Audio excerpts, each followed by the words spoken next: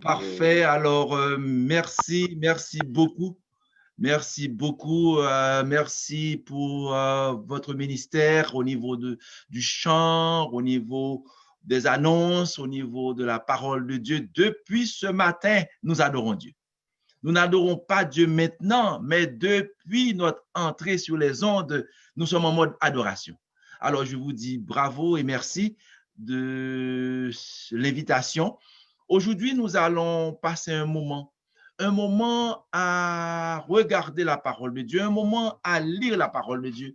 Nous allons passer un moment, et ce moment, qui l'aurait imaginé? Qui aurait imaginé qu'aujourd'hui, sabbat, le 28 novembre, nous serions chez nous, dans le confort de la maison, chanter, prier, contempler, faire ce travail que nous faisons. Qui aurait imaginé qu'on aurait pandémie en ces temps-ci? Mais qu'est-ce qui est intéressant dans nos propos, c'est que Dieu n'est pas surpris. Nous servons un Dieu qui n'est pas surpris par la pandémie. Et partout où nous passons, on dit que l'église est fermée. Ce n'est pas vrai. L'église n'est pas fermée. Les lieux sont fermés, les locaux sont fermés, mais l'Esprit de Dieu continue à agir. Les lieux sont fermés, les bâtisses sont fermés, mais Dieu continue à régner sur son trône. En sorte que nous, Église, l'Église n'est pas fermée.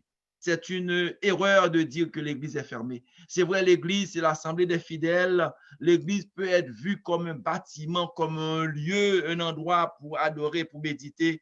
Mais nous optons pour l'Église qui est l'ensemble des fidèles, l'ensemble des croyants. Cette Église est encore ouverte et reçoit l'influence de l'Esprit Saint. Aujourd'hui, nous avons mis de côté des passages à lire avec vous, des concepts à développer avec vous. C'est sûr et certain, il est déjà midi 18, il ne nous reste pas grand temps. Nous allons essayer d'aller vite, alors bien vous attacher, bien être en selle, bien être assis là où vous êtes, parce que nous allons essayer d'aller un peu plus vite, question de terminer un peu plus à temps. C'est certain, le temps va contre nous, mais nous allons faire de notre mieux. Nous avons également mis ce message sous forme diapositive que nous allons partager avec vous. Et effectivement, le premier concept que nous avons ici, c'est le concept axé sur depuis le début de mars 2020, nous connaissons une crise sanitaire où on parle d'éloignement physique, on parle de solitude, on parle de maladie, puis il y a même des décès. L'autorité sanitaire nous donne des consignes à suivre, se laver les mains, porter un masque, rester à la maison si on a des symptômes, et on est obligé, on gagne à suivre ces consignes. Comme on a déjà lu le texte de base, c'est certain, nous n'allons pas le lire encore, mais c'est un texte rempli de promesses, un texte rempli d'espérance, un texte rempli de soins, rempli de bonnes paroles. Dites à ceux qui ont le cœur troublé, prenez courage. Nous vivons à un temps où nous devons prendre courage. Il ne faut pas se décourager. C'est certain que nous avons appris, il y en a qui sont partis pour Haïti, d'autres sont retournés dans leur pays, il y en a qui sont troublés par ces temps-ci. On a appris également, il y a quelques divorces, il y a quelques séparations.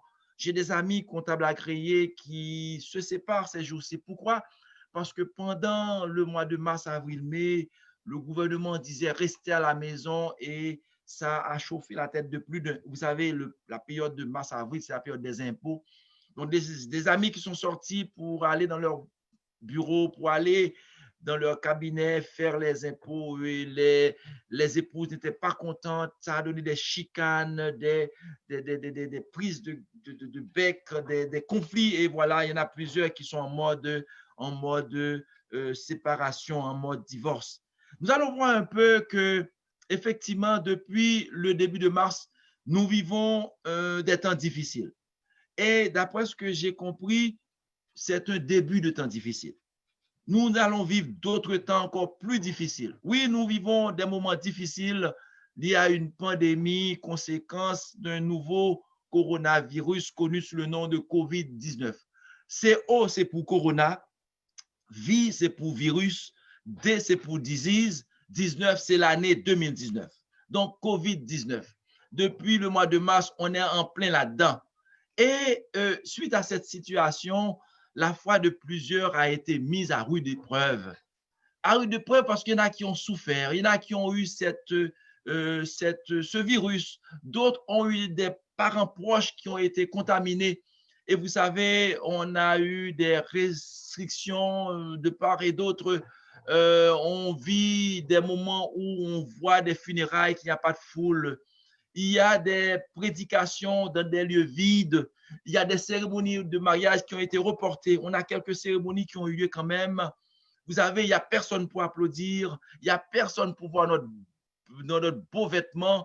Il n'y a personne pour voir notre belle tenue. Donc, il y en a qui sont troublés par ces moments.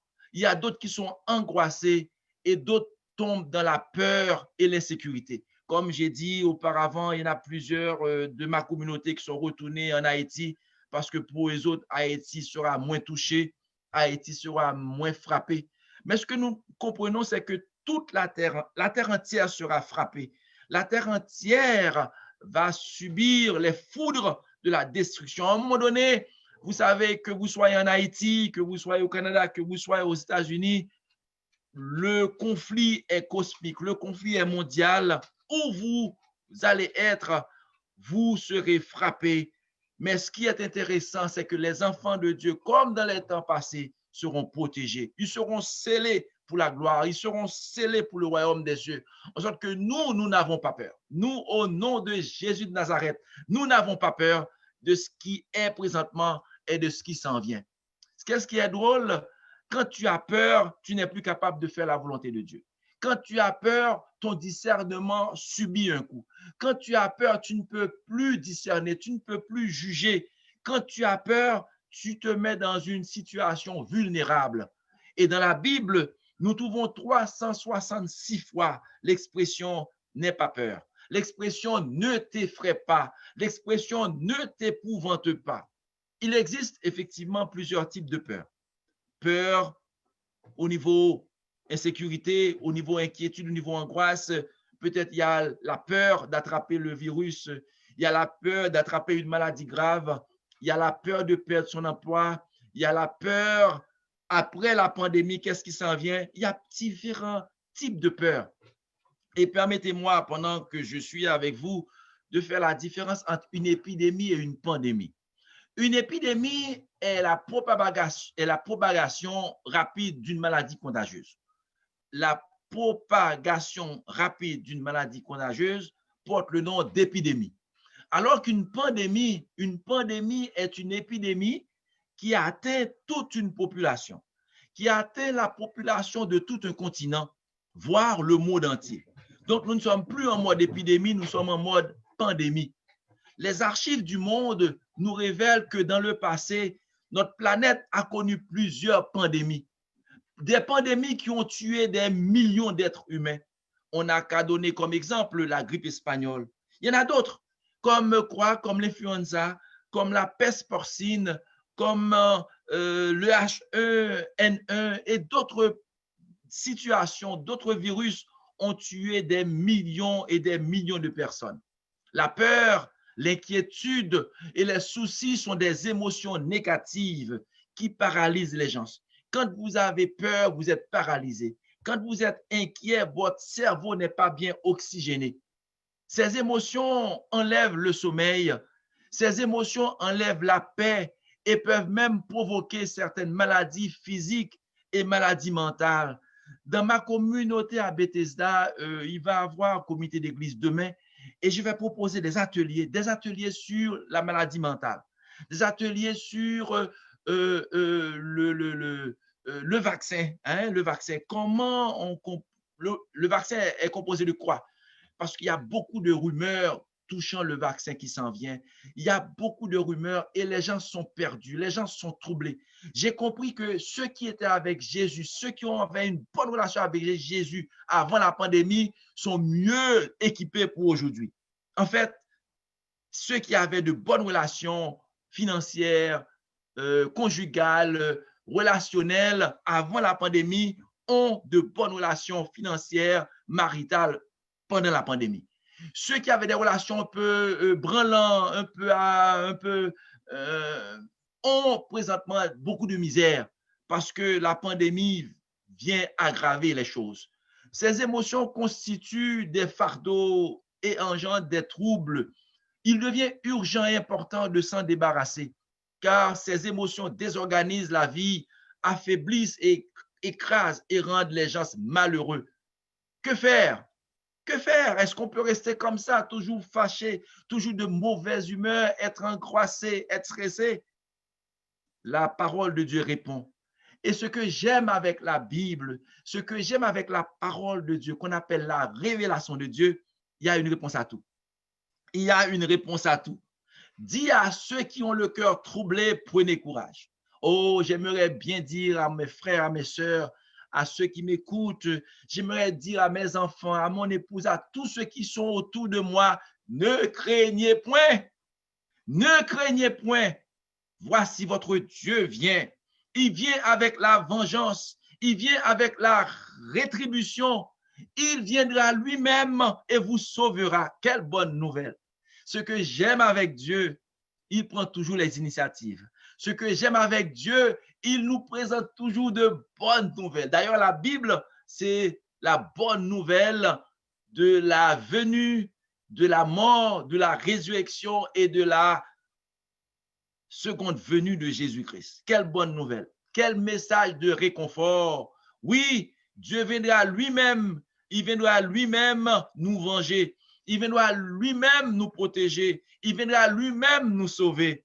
Pour d'autres personnes, ce n'est pas la pandémie qui préoccupe, mais l'après-pandémie. Qu'est-ce qui vient après? Est-ce que je vais toujours avoir ma maison? Est-ce que je vais toujours avoir mon emploi? Est-ce que je vais toujours avoir ma santé? À cette catégorie de personnes, nous lisons encore Ésaïe 35, verset 4. Prenez courage. Prenez courage, ne craignez point. Il y a un verset que j'aime lire, que je partage avec vous. C'est Ecclésiaste 9, verset 4, qui dit pour tous ceux qui vivent, il y a de l'espérance. Il ne faut pas se décourager, peu importe. Pour tous ceux qui vivent, Ecclésiaste 9, verset 4, il y a de l'espérance. Donc, si tu vis, s'il y a en toi la respiration, si tu respires encore, il ne faut pas se décourager.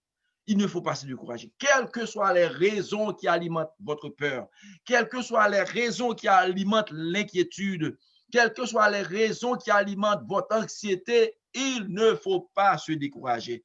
Parce que quand la peur, l'inquiétude, l'anxiété arrivent, elles paralysent notre pensée.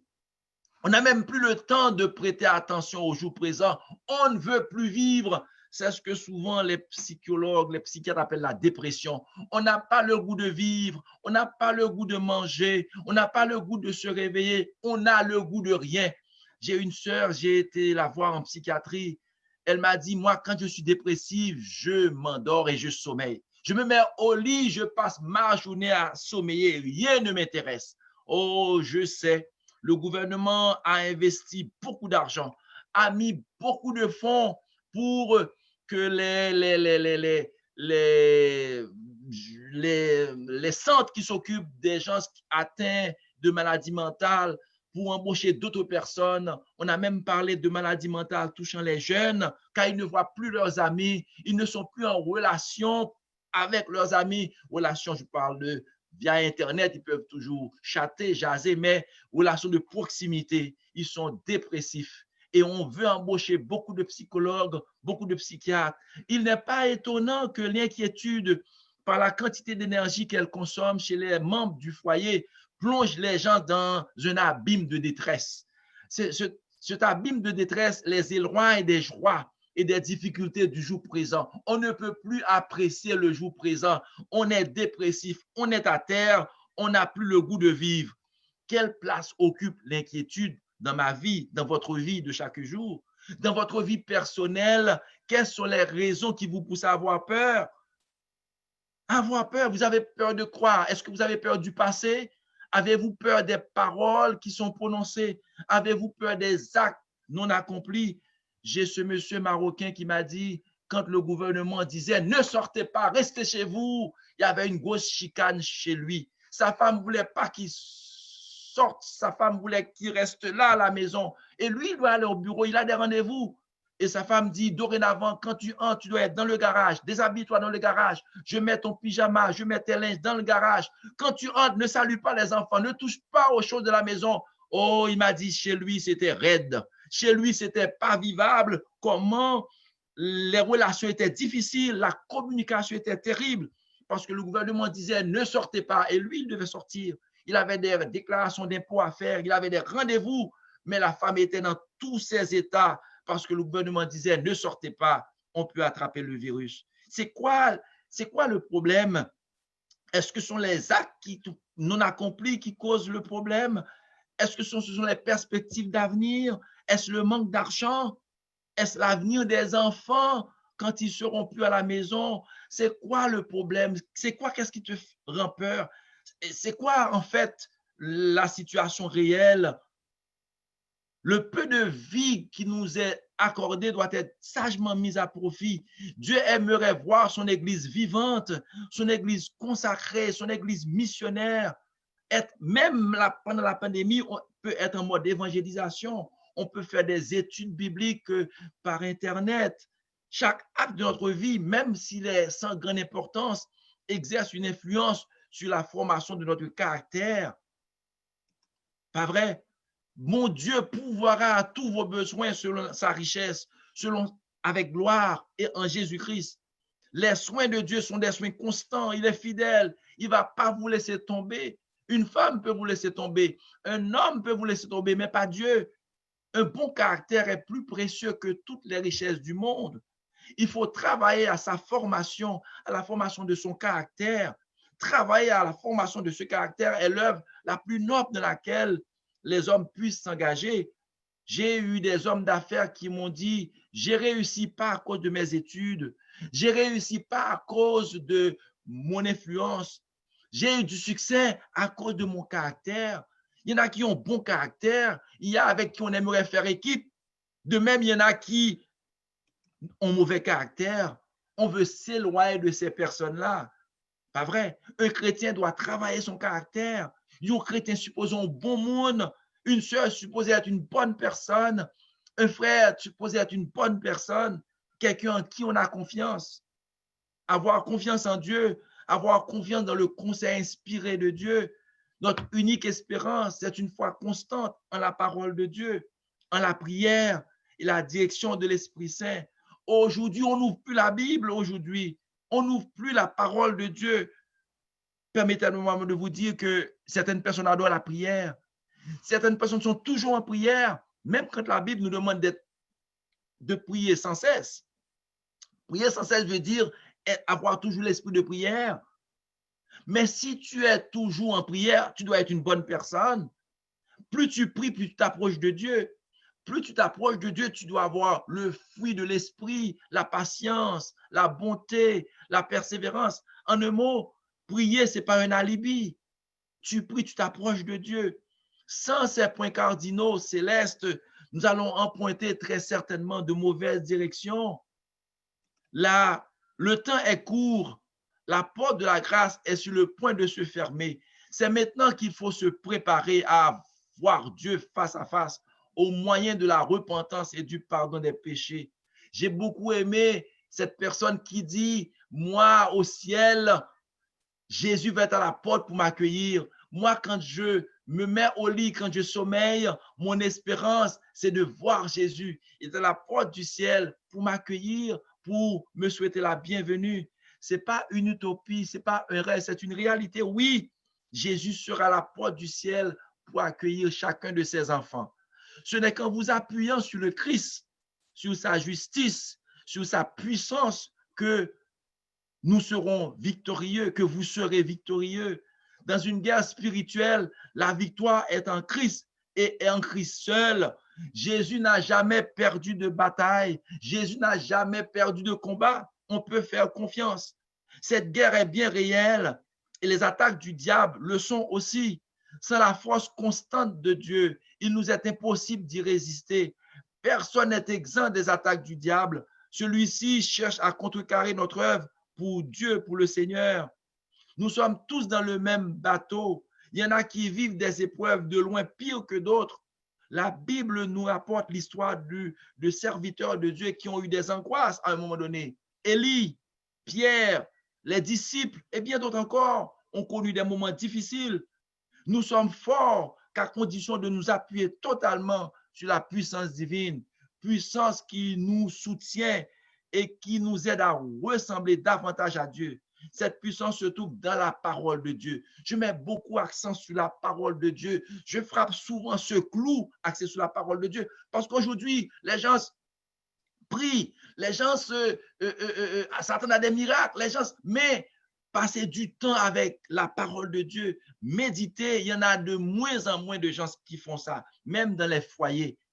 J'ai ce monsieur qui m'a dit, sa copine, monsieur, il a 60 ans, sa copine en a 58, 59. Il m'a dit, sa copine, c'est pas sa femme, ils ne sont pas mariés, ils vivent ensemble. Il m'a dit, sa copine se lève chaque matin à 5 heures du matin pour prier.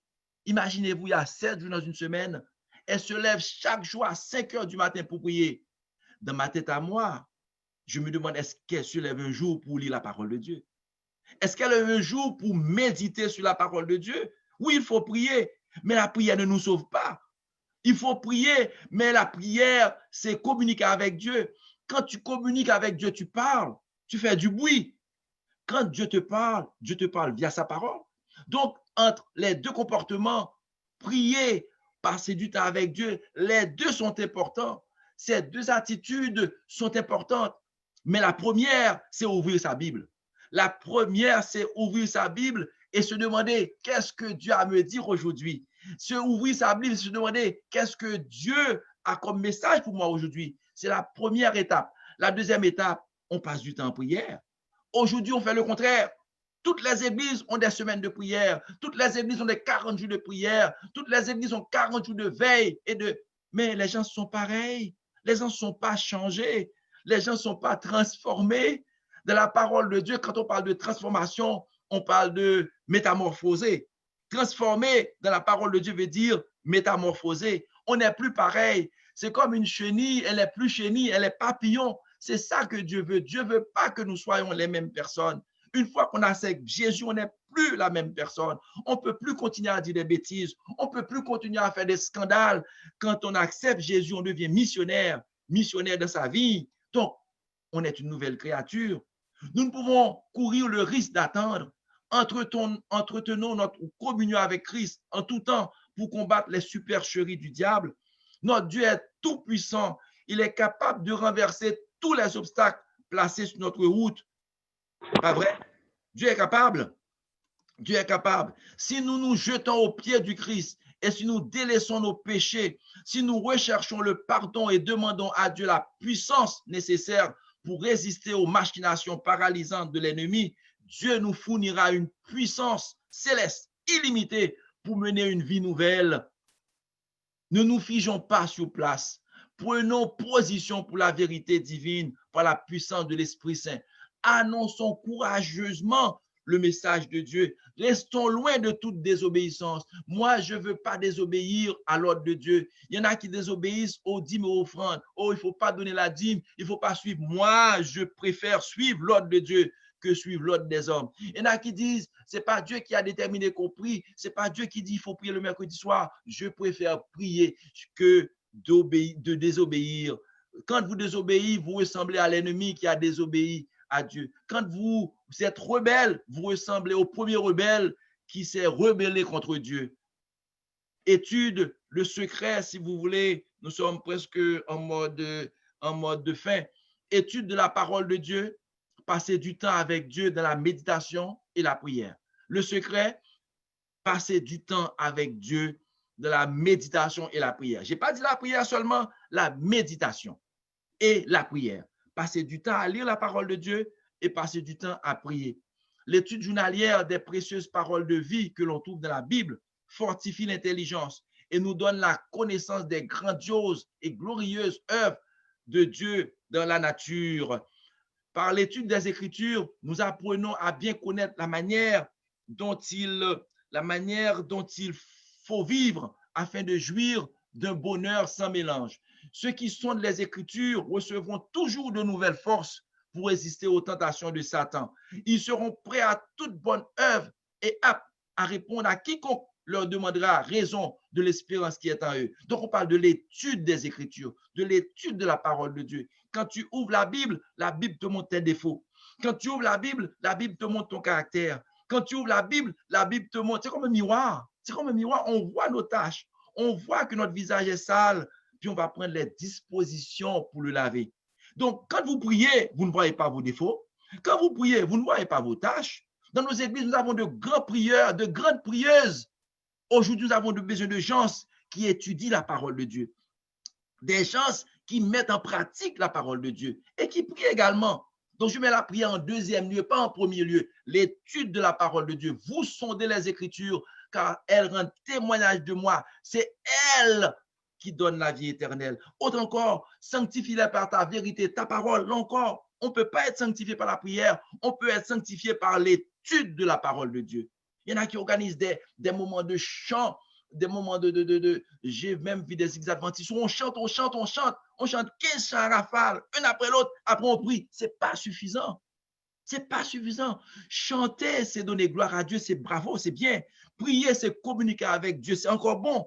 Mais l'étude de la parole de Dieu doit passer en premier. L'étude de la parole de Dieu doit passer en premier. Pas vrai? Sans étude de la parole de Dieu, sans prière, nous sommes induits en tentation. Nos jeunes sont induits en tentation. Ils ne pourront résister au mal. Ils ouvriront toute l'âge la porte à l'ennemi. Ils feront fi des avertissements et tomberont enfin dans les rouilles de l'ennemi et seront vaincus. Nous sommes en mode enfin, pas de croissance spirituelle sans la parole de Dieu. Pas de croissance spirituelle sans la parole de Dieu. Parfois, les gens grandissent physiquement, mais ils ne grandissent pas spirituellement. Pour grandir spirituellement, il nous faut mettre dans nos foyers la parole de Dieu. Dans certains foyers, frères et sœurs, il faut être honnête avec soi-même. Qu'est-ce qu'on fait? On exécute, on chante, on lit un psaume, puis on envoie les enfants à l'école. Ce n'est pas suffisant. C'est pas suffisant. Lire un psaume, d'ailleurs, les psaumes, on les lit pour lancer des sorts, on les lit pour se protéger. L'auteur des psaumes n'a pas écrit les psaumes pour ça. Un psaume, c'est une action de grâce. Un psaume, c'est une action de louange. Un psaume, c'est en musique même le psaume. C'est dire ce que Dieu a fait pour moi. Donc, tu ne peux pas lire un psaume pour envoyer des sorts aux gens. Ce n'est pas lire des psaumes pour te protéger. Voyons donc. On ne fait pas un bon usage des psaumes. Donc, l'enfant a sa leçon, la leçon avec son enfant. L'enfant a sa leçon, on fait la leçon avec son enfant. Pas vrai? Après, on fait sa leçon personnelle. Là, on prie, on est sur la bonne voie. Conclusion, notre avion va atterrir. Conclusion, Jésus revient bientôt. Tandis que nous nous approchons de ce jour glorieux, les tentatives du diable pour neutraliser la parole de Dieu seront complètement anéanties par la puissance divine. Nous approchons vers le temps de la fin. Vous allez voir beaucoup de divisions dans nos églises. Vous allez voir beaucoup de chicanes. Vous allez voir beaucoup de conflits. D'ailleurs, tous ceux qui font l'arbitrage disent souvent on passe plus de temps à résoudre les problèmes qu'à les prévenir. Je reprends pour vous.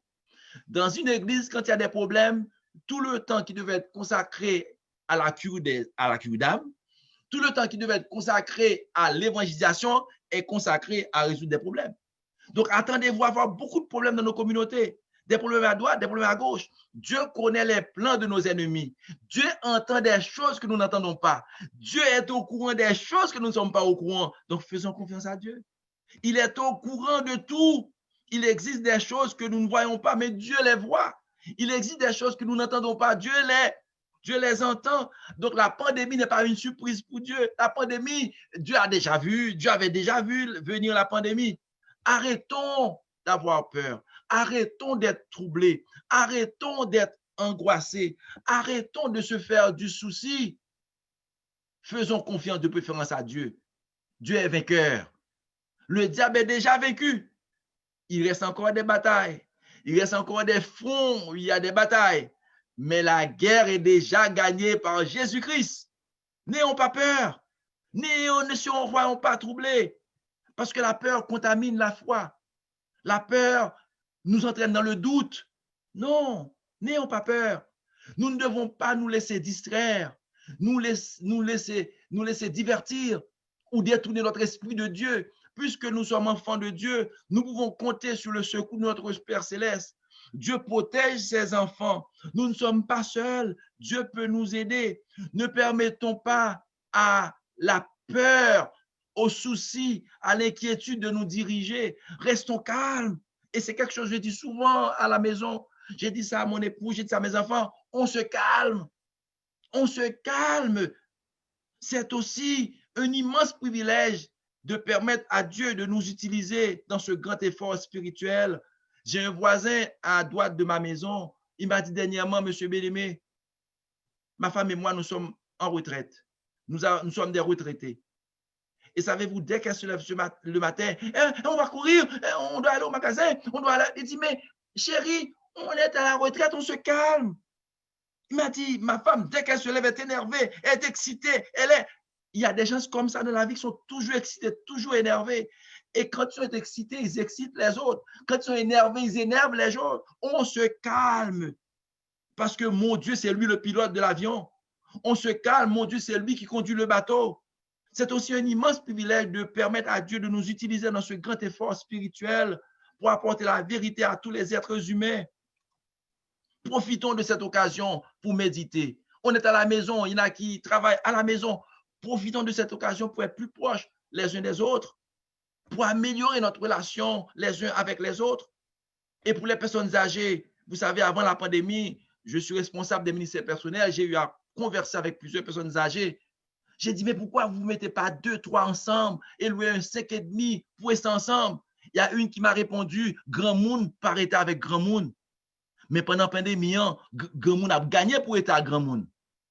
Ça veut dire, les gens ont des proverbes tout préparés, des proverbes tout faits pour vous garrocher ça. Mais la pandémie révèle bien des faiblesses. La pandémie révèle qu'est-ce qui est essentiel de ce qui n'est pas. La pandémie, nous avons beaucoup de leçons à apprendre de cette pandémie avec Dieu et avec les autres pour méditer sur notre état spirituel. Nous gagnerions à faire une prise de conscience personnelle d'une part, ensuite une prise de conscience collective. N'ayez pas peur, frères et sœurs. N'ayez pas peur. Dieu est vivant. Il est capable. Faites confiance à Dieu. Il est capable. Il a toujours remporté toutes ses batailles. Ne soyez pas angoissés. Ne soyez pas stressés. Dieu est vivant. Il est capable. Amen. Amen. Amen. Que le Seigneur vous bénisse et que vous puissiez passer un bon sabbat à l'ombre de ses ailes. Amen.